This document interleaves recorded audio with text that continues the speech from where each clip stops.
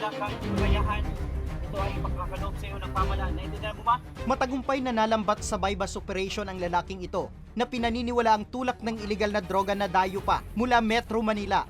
Huli ang suspect sa pinagsanib puwersa ng PDEA Albay, Ginubatan Police at Regional Police Drug Enforcement Unit Bicol. Dakong alas 9 ng umaga nitong Sabado sa Barangay Kitago sa Ginubatan, Albay.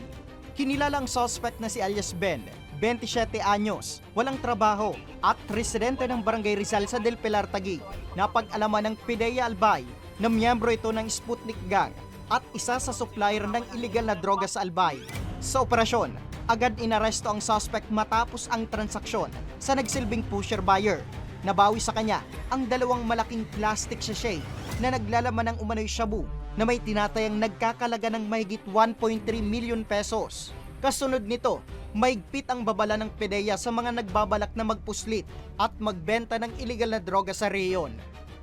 Gusto namin pa alam sa inyo na kami po ay nakikiusap na tumigil na po kayo at kung sino man may gumagamit at gustong matulungan, pumunta lang po dito sa PDEA RO5.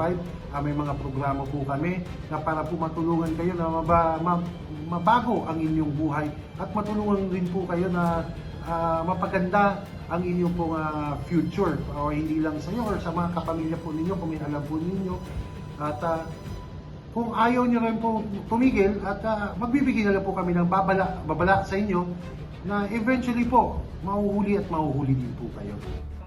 Nasa kustudiya ng PDEA Albay ang drug suspect na naharap sa kasong paglabag sa Section 5 o Sale of Dangerous Drugs ng Republic Act 9165 o Comprehensive Dangerous Drugs Act of 2002. Nauna sa balitang totoo at laging bago, Nomer Corporal, alaunas sa balita, Congress TV. Ito ay ipagkakaloob sa iyo ng pamahalaan. Naintindihan mo ba?